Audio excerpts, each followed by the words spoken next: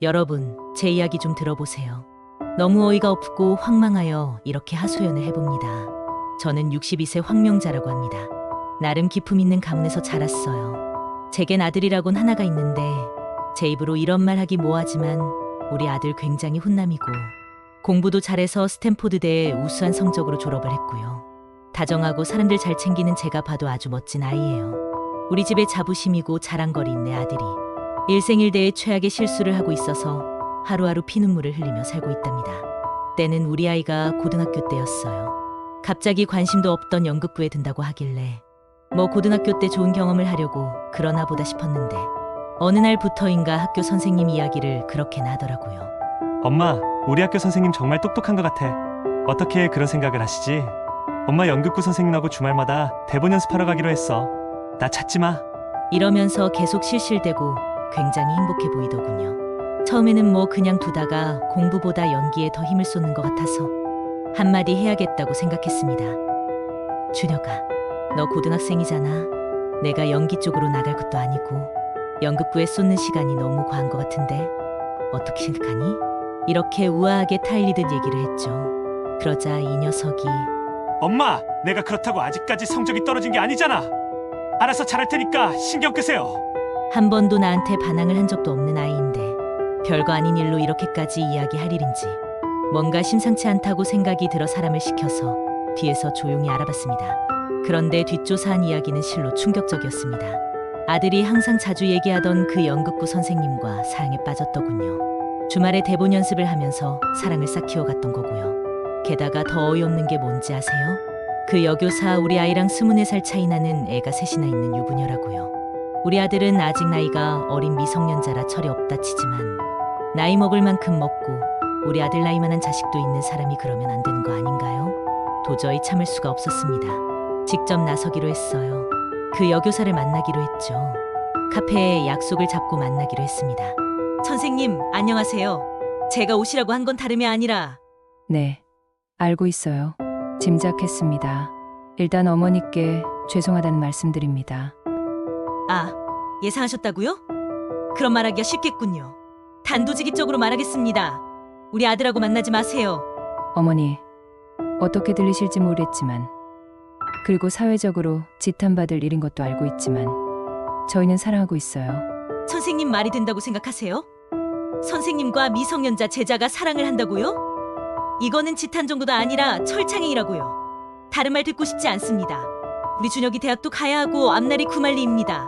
선생님이 알아서 떨어지세요. 좋은 말로 할 때 듣지 않으신다면 저도 가만히 있을 수 없습니다. 그렇게 너무나 황당한 대화를 한 뒤 준혁이에게 이야기했습니다. 준혁아, 엄마 다 알고 있어. 선생님 만나서 이야기해두었으니까 이제부터 연극부는 안 돼. 공부에 매진해야 돼. 엄마가 뭔데 내 인생에 이래라 저래라야? 나 선생님 사랑해. 선생님이 먼저 그러신 거 아니야. 내가 좋아해서 쫓아낸 거야. 나 싫다는 거 간신히 마음 돌려놨는데 엄마가 뭔데 선생님을 만나서 얘기해? 아이고, 철부지 우리 아들 어쩔꼬. 아무리 철이 없어도 애가 셋이나 있는 유부녀 선생님을 네가 꼬셔서 뭐 할 건데. 결혼이라도 할 거야? 응, 난 커서 선생님하고 꼭 결혼할 거야. 선생님한테도 말씀드렸어. 내가 꼭 커서 선생님이랑 결혼한다고. 너 아무래도 안 되겠다. 그냥은 내가 말을 들을 것 같지도 않고 엄마가 미국에 유학 알아볼 테니까 그렇게 알아. 그 길로 저는 미국에 고등학교 유학 결차를 받았습니다. 몸이 멀어져야 마음이 멀어지겠다 싶어서요. 절차를 밟고 해서 드디어 둘을 떨어뜨렸다는 안도감에 긴장이 풀어졌습니다. 그런데 연락은 하고 있었겠다라고 생각은 했지만 이 녀석이 몇 년만 기다려달라고 했다더군요. 자기가 대학까지 졸업하고 자리 잡으면 바로 결혼하자고 약속을 했다네요. 아, 이 녀석 누굴 닮아서 이렇게 고집이 센 건지. 몇 년이 흘렀습니다. 고등학교에서 공부를 열심히 했는데 좋은 성적과 좋은 활동으로 스탠퍼드대에 합격을 해서 우수한 성적으로 졸업도 했습니다. 그렇게 기억에서 서서히 잊혀지나 싶었는데 졸업하고 한국으로 돌아와 대기업의 연구원으로 취직도 하고 자리를 잡았길래 괜찮은 선자리 있나 알아보고 있었지요. 그런데 둘이 또 만나고 있더군요. 이제는 뭐 성인이고 독립도 했겠다. 정말 자유롭게 만나더라고요. 아직 그 선생님은 이혼을 하시지도 않았는데 말이죠. 이건 정말 큰 문제입니다. 그러다 그 둘이 결혼이라도 한다고 하면 생각만 해도 머리가 지끈지끈하네요. 제가 어떻게 해야 할까요? 떨어뜨려 놓을수록 반항만 심해지고 둘이 더 붙는데 어떻게 해야 하냐 말입니다. 안녕하세요. 준혁이 엄마 황명자예요. 이 이야기는 당사자들이 나와서 시리즈로 총 4편 이어질 예정입니다. 내일 준혁이의 이야기를 들어보시죠. 저의 긴 이야기 들어주셔서 감사합니다. 안녕하세요. 저는 33세 김준혁이라고 합니다. 지금은 대기업 연구원으로 일하고 있어요. 지금부터는 제 이야기를 하려고 합니다. 저에게는 오래된 첫사랑이 있어요. 그녀를 처음 본 건 고등학교 수업 시간이었습니다. 새학년이 되고 첫 국어 시간이었어요. 평소처럼 수업 준비를 하고 있었는데 그녀가 들어왔어요. 그녀의 뒤에는 후광이 있는 것처럼 반짝반짝 빛이 났어요. 그날 수업 내용은 하나도 기억이 나지 않았습니다. 저의 짝사랑이 시작된 순간이었죠. 매일매일 국어 시간만을 기다렸습니다. 근데 그걸로 푸tis어요.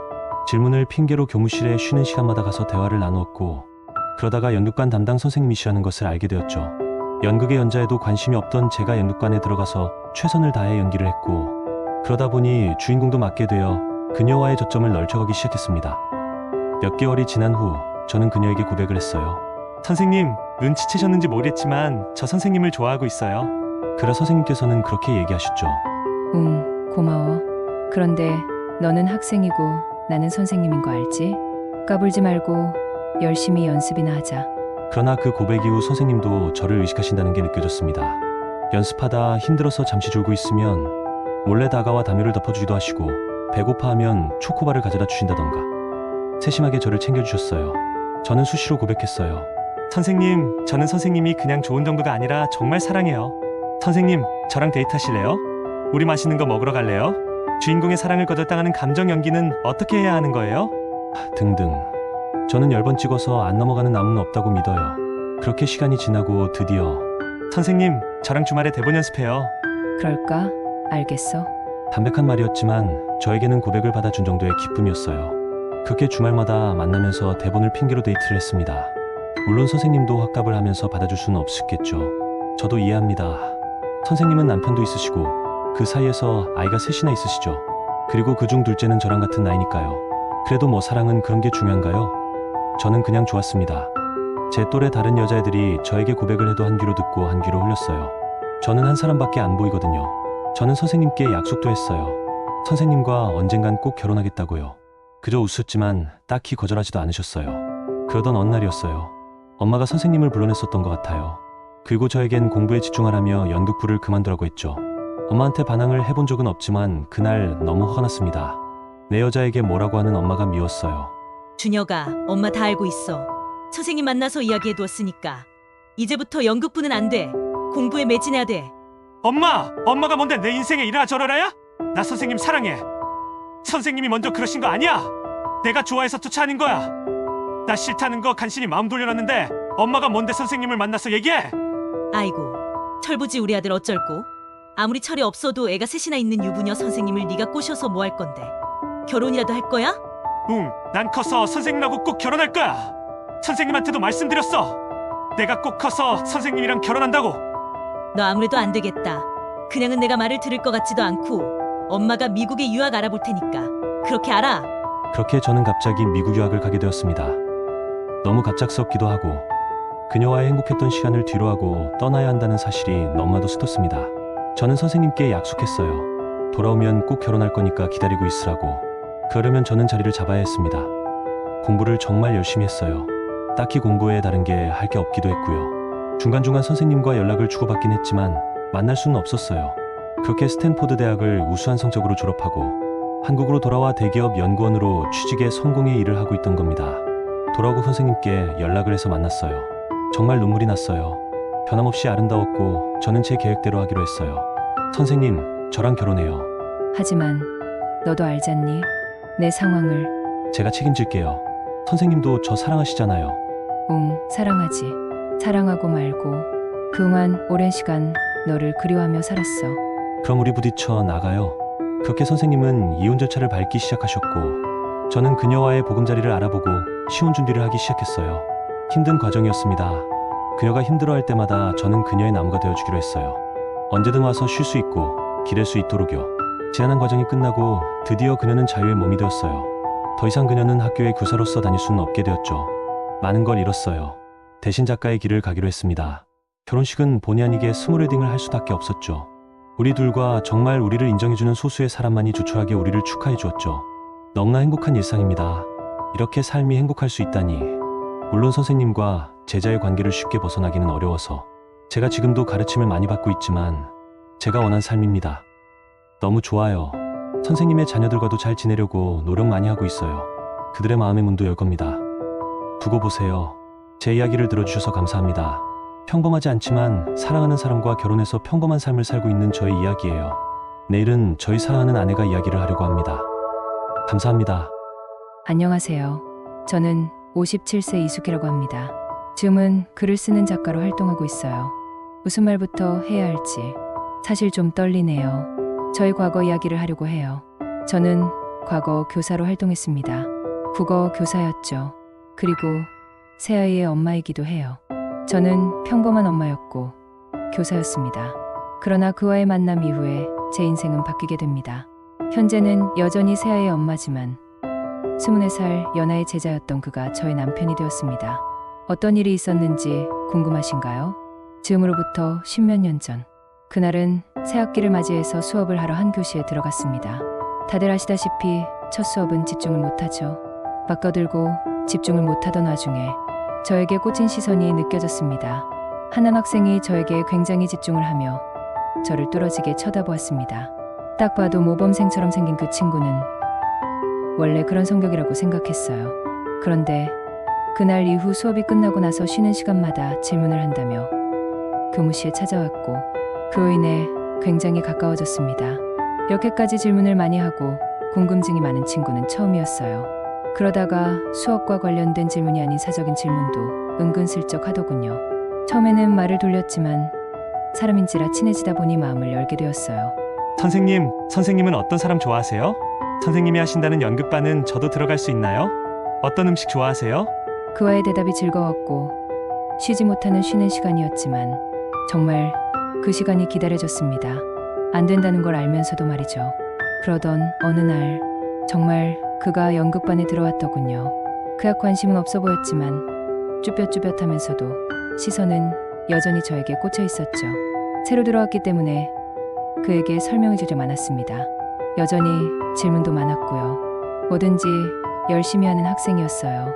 어색했던 연기도 나날이 늘어가더군요. 게다가 주말에 같이 대본 연습까지 하자고 하더군요. 처음에는 당연히 거절했었죠. 저도 유부녀이기도 했으니까요. 그러나 그와의 대화가 즐거워지고 그와의 시간이 행복해지면서 딱히 거절하기가 힘들더군요. 학교에서의 시간 외에 개인적인 시간인 주말까지도 함께하게 되었습니다. 그는 서서히 선을 넘기 시작했어요. 좋아한다는 말을 스스럼 없이 했고 더 나아가 사랑한다는 말도 했습니다. 거부하면 거부할수록 더 마음을 표현했어요. 저도 싫지는 않았기에 긍정도 하지는 않았지만 그냥 듣고 있었습니다. 나중에는 결혼하자는 말까지 하더군요.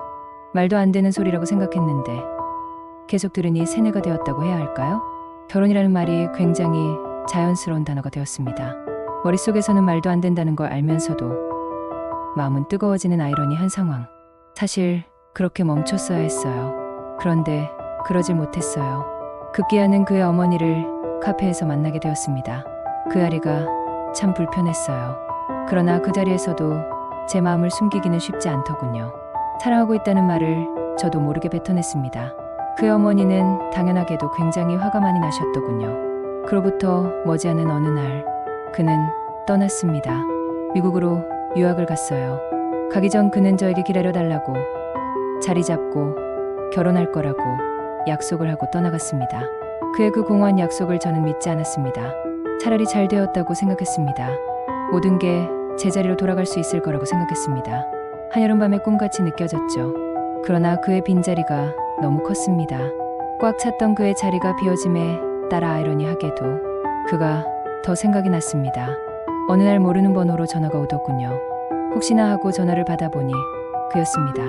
저에 대한 그리움을 표현하더군요. 눈물이 났습니다. 저도 많이 보고 싶었나 봅니다. 선생님, 정말 보고 싶어요. 선생님이랑 다시 만나서 같이 살 날만을 위해 정말 열심히 공부하고 있어요. 꼭 기다려주셔야 해요. 그를 안심시키기 위해 알겠다고 했지만 그 말의 약속보다 저는 그냥 그 목소리가 좋았습니다. 그걸로 그리움을 채울 수 있었습니다. 그걸로 만족했습니다. 그렇게 몇 년이 지나고 그는 대학생이 되어서도 변함이 없었고 졸업을 해서도 변함이 없었습니다. 그리고 어느 날 드디어 다시 한국으로 돌아온다고 하더군요. 설렜습니다. 드디어 만날 수 있는 건가? 한국으로 돌아오자마자 그를 만났습니다. 서로 안고 한참을 울었습니다. 너무 그리웠나 봅니다. 그리고 그는 열심히 취업 준비를 해서 대기업의 연구원으로 일하게 되었습니다. 자리를 잡았다는 기쁨도 잠시, 그는 바로 프로포즈를 하더군요. 저는 혼란스러웠습니다. 그를 사랑하는 건 맞지만 한 가정의 아내, 아이들의 엄마, 학교에서의 교사라는 신분 때문에 잠시 망설였습니다. 그러나 그는 오랜 세월 변치 않은 마음으로 저를 위해 노력했습니다. 저는 결정을 내려야만 했어요. 그리고 이혼을 하기로 했습니다. 저와 2살 차이 나는 제 남편은 남편으로서 나쁘지 않았습니다. 단지 너무나도 바빴기 때문에 가정보다는 일에 집중하는 사람이었어요. 하지만 열심히 살아준 그에게 이혼이라는 말이 쉽지 않았습니다. 어렵게 입을 댔을 때 어느 정도 짐작은 했다고 하더군요. 그러나 가정을 지켜주면 안 되겠냐고 했습니다. 저는 이미 마음을 굳힌 후라 미안하다고 했지요. 좋은 사람이라 더 마음이 힘들었습니다. 그 힘든 과정을 준혁 씨에게 의지했습니다. 그는 묵묵히 제 이야기를 들어주었어요. 힘내라면서. 결국 이혼을 하고 그와의 새 출발을 하기 전 저는 학교에 사직서를 제출했습니다. 얼굴을 들고 다니기는 힘들었어요. 당연하게도. 그리고 우리 사이를 인정해주는 사람들끼리만 조촐하게 작은 스몰웨딩을 했습니다. 너무 심적으로 힘들었지만 저희 아이들에게도 좋은 아빠가 되어주려는 그를 보면서 저희 선택에 후회는 없습니다. 너무 사랑하고 감사합니다. 이기적이라는 거 알아요. 그래도 감수하고 이 행복을 누렸습니다. 그리고 저는 결혼 이후 준혁 씨의 지원 아래 새로운 인생 이막을 살게 되었습니다. 작가가 되었습니다. 그렇습니다. 미안하고 감사하고 행복합니다. 제 이야기를 들어주셔서 감사합니다. 내일은 제 전 남편이 할 말이 있다고 하네요. 한번 들어보실래요? 안녕하세요. 저는 59세 박정근이라고 합니다. 외과의사로 일하고 있습니다. 저는 대학병원에서 매일 정신없이 일하고 있어요. 항상 바쁘죠. 그래서 저의 삶이 무너지고 있다는 것을 몰랐네요. 아니, 조금은 눈치챘는지도 모르죠. 그러나 너무 힘들어서 그냥 눈치 못 챈 척 넘어갔던 것 같네요. 갑자기 제 앞에 날아온 이혼 통보가 나타나기 전까지는 말이죠. 제가 레지던트 시절 집안의 압박으로 선을 보았습니다. 짬짬이 계속 보았지만 제 마음에 들어온 사람은 없었어요. 그냥 의무감처럼 선을 보던 어느 날 그녀가 나타났습니다. 단아하고 여성스럽고 아름다운 그녀. 저는 그녀와 결혼하기로 마음먹었습니다. 그녀는 고등학교 국어교사라고 하더군요. 저희 어머니도 좋아하셨습니다. 바쁜 저를 참 이해해도 많이 해주었습니다. 집에 못 들어올 때도 있었지만 집에 오면 맛있는 밥도 차려주고 아이들도 거의 혼자 키우다시피 했었죠. 저희에게 아이가 셋이나 있으니 정말 힘들었을 것 같습니다. 알지만 항상 표현은 못하고 마음속으로 고마움을 느꼈습니다. 저도 항상 응급 환자들과 총각을 다투는 일을 하다 보니 피곤하고 지치고 그래도 그녀와 우리 아이들을 볼 때면 힘을 얻곤 했습니다. 저는 눈치채지 못했지만 그녀는 혼자 외롭고 힘들었던 것 같습니다. 그녀의 얼굴은 활기를 잃어갔습니다. 여보, 가족끼리 여행이나 갈까? 당신이 그럴 시간이 어디 있어요? 쉬는 날 있으면 푹 잠자고 회복해요. 그렇게 항상 저를 배려하던 사람이었습니다. 그 자리에 그렇게 계속 있을 것 같았습니다. 그런데 어느 날부터 그녀의 미소가 돌아왔습니다. 달라질 것이 없는 일상인데도 그녀는 항상 싱글벙글했습니다. 뭔가 기분 좋은 일이 있는 듯 했습니다. 그녀가 행복하니 저도 행복했습니다. 주말에도 집을 비우는 날이 많았습니다. 이제 그녀도 취미생활도 하고 영화도 보면서 문화생활도 하는 등 자기의 인생을 즐기기 시작했다고 생각했습니다. 그 변화가 너무 기뻤습니다. 그녀는 가족에게 너무 희생적이기만 했던 가엾은 사람이었거든요. 그러던 어느 날 다시 그녀는 주말에도 집에 있더군요. 표정은 다시 어두워졌습니다. 마음이 쓰였어요. 생전하지 않던 꽃다발 선물도 해보았습니다. 정말 기뻐할 줄 알았는데 시큰둥하더군요. 분위기 있는 곳에서 외식을 해볼까 제안을 해보았지만 묵묵히 밥을 차리더군요. 그녀가 왜 그런지를 알게 된 데에는 그리 오랜 시간이 걸리지 않았습니다. 어느 날부터인가 모르는 번호로 오는 전화를 받을 때는 꼭 다른 방에서 전화를 받거나 나가서 받더군요. 너무 궁금해서 살짝 엿들어 보았습니다. 아뿔싸 그녀에게 남자가 있는 것 같았어요. 그럴 사람이 아닌데 제가 그녀를 잘못 봤던 걸까요? 너무 마음이 무너지고 아팠습니다. 그녀를 제대로 신경 써주지 못했던 지난 날들이 주마등처럼 스쳐 지나왔습니다. 이제부터라도 잘해줘야겠다고 생각했습니다. 그녀에게는 눈치챘다는 걸 이야기하지 않았습니다. 그에게로 갈까봐 두려웠거든요. 그렇게 또 시간이 지났습니다. 몇 년이 흐른 후 그녀가 저에게 조용히 할 이야기가 있다고 했습니다. 여보, 제가 할 말이 있어요. 뭔데 그래요? 얘기해봐요. 그동안 고마웠어요. 우리 이제 여기까지 해야 할 것 같아요. 아니 그게 무슨 말이에요? 자세히 좀 얘기해보라고요. 결국 그녀의 입에서 이혼이라는 단어를 듣게 되었습니다. 자세한 자초지종을 다 듣게 되었죠. 그녀의 바람 상대는 고등학교 제자였다는 것부터 그가 그녀에게 해왔던 것들, 둘의 사랑, 듣고 싶지 않았던 판도라의 상자가 열리고 말았습니다.